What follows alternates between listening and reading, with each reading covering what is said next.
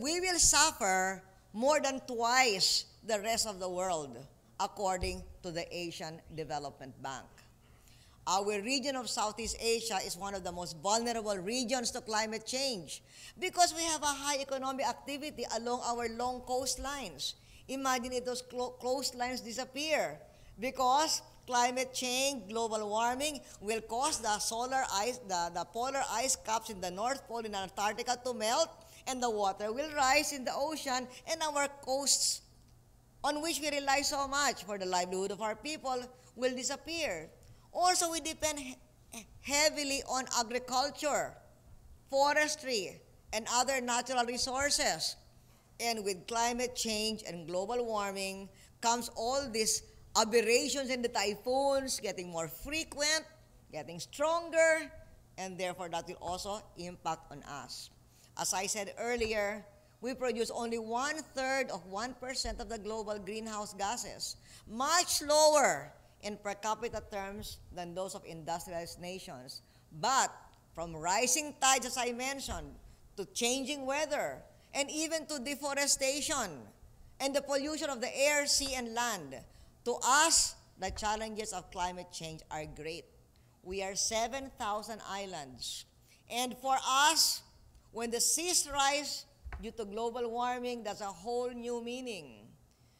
7,000 islands, and many of them are, there are a few islands that are called Luli. I thought they were named after my daughter, Luli. Yung pala, they are short for Lulubog, Lilitaw, Luli. When the tide is high, they go underwater. When the tide is low, they surface. Well, if the tide becomes permanently high, talagang lulubog. And that will be a lot of islands of the Philippines.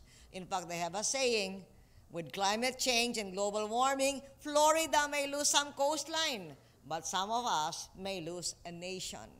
That's why we must work together to solve this problem. And if we do, it will be one of the great achievements in our history.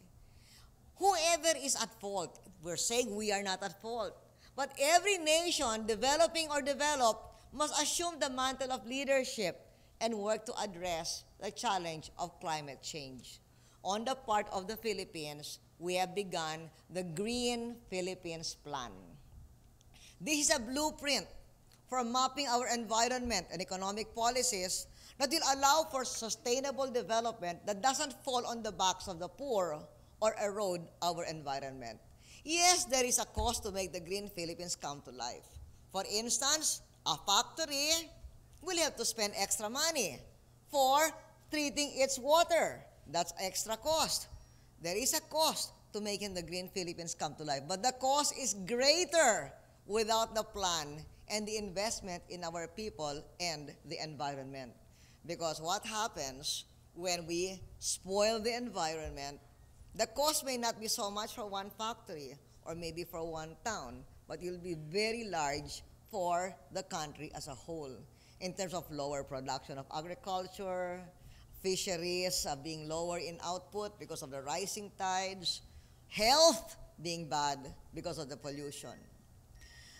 We took the bitter pill in the past years to strengthen our revenues and invest in the people and the nation.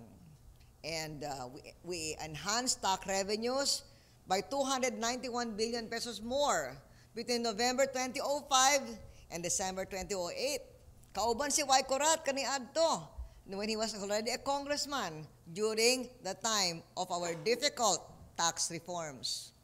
And this year, the LGUs have started to enjoy 40% of that increase in taxes. In other words, from the 100 billion pesos additional value-added tax, 40 billion pesos now goes to the local government units. So I hope that the members of the League of Municipalities will use part of your increased era to invest in the MRF that Jerry Calderon was telling us about in his report. Patuloy natin ang pamumuhunan sa 3 E's, ekonomiya, environment, edukasyon. Dear mayors, together we have been working all these years, 8 years now. We've been able to work to get the economy working again. But still, there are two Philippines, as I've said very often. One is where the economy is working again and moving ahead. The other is where the political system is badly broken. And I thank you for advocating the need to fix the broken political system. But even as we begin fundamental political reform to fix our broken political system, let me say, in no uncertain terms, there will be elections in 2010. Anyone who questions our resolve on this critical issue is undermining our nation's commitment to a vibrant democracy.